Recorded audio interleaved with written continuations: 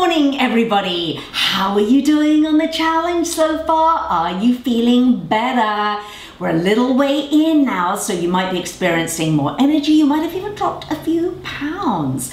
So let's talk again. I want to revisit oil-free because it is a bit of a contentious issue, because a lot of people are like, Sophie, you're asking us just to eat plants and now you're asking us to cut out fat and oils, and that's what makes our food so delicious. Well, you don't have to, and obviously you're going to be eating a lot of really healthy fats by way of nuts, seeds, avocados, and a little bit of plant oil. But here's the thing, my friends. If you are at risk for heart disease or you have type 2 diabetes, then I really stress and recommend that you go oil-free and as low fat as possible. Now, here's the thing about fat, oil, it's all the same. Fat/oils contain 4,000 calories per pound. Veggies contain 40 calories per pound. So you could fill an entire warehouse with veggies and you would barely get to that sort of caloric content that the fats and oils give you. So that's very important, obviously, with weight loss. But let's just talk a little bit about the type 2 diabetes. So here's the thing with fats. So fats actually get into your cells. And when there's sugar in your blood, okay, circulating around, the insulin is obviously the key that gets the sugar into the cell to be used for energy.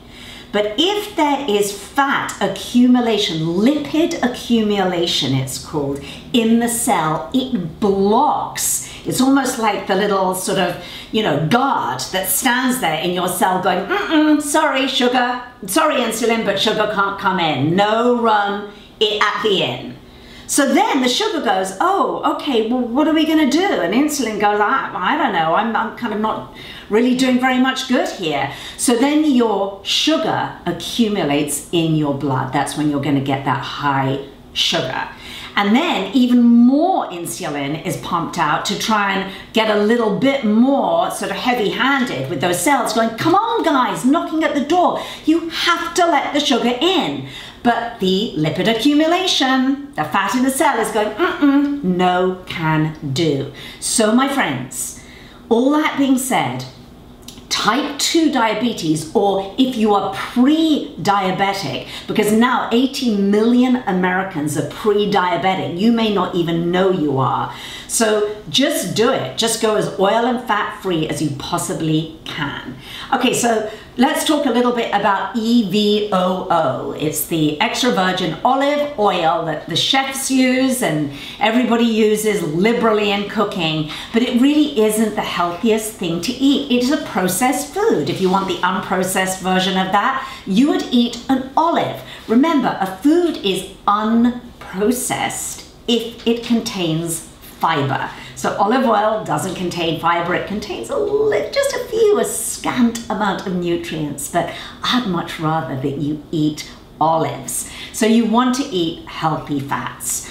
And we need our healthy fats. I was going to say healthy hats, or healthy fats. And that, as I said before, is going to be avocados. They are pretty high in fat. And your nuts and seeds, and obviously, again, if you want to lose those unwanted pounds, then just go easy. You just want to eat small handfuls of nuts and maybe, half or quarter of an avocado every now and again. And then there's essential fatty acids. Now, these are the fatty acids that we cannot make in our body, that we have to get from outside of our body. And most of the time, we know these as being the omega-3 fatty acids and the omega-6s and the omega-9s. But I will say, most of the time on a whole food, plant-powered diet, you don't have to worry. Don't sweat it. You will be getting these essential fatty acids by way of lots of fruits and veggies. They're in a lot of veggies. They're in a lot of seeds. The flax seeds is obviously very high. Most of us don't need to supplement. But if you do need to supplement or you want to supplement, let's avoid the fish oils, because most of the time, almost every case actually, because fish are contaminated, so obviously the fish oil is contaminated, but what do the fish eat? They eat the plants in the ocean in order to get the omega-3s. So let's bypass the middleman, which is the fish, right? And let's go straight to the source of what they're eating to get their essential fatty acids, which is algae, golden algae. And I'll pop a link in the email where you can find a supplement, a really good golden algae supplement. So that is it from me, and I will see you tomorrow.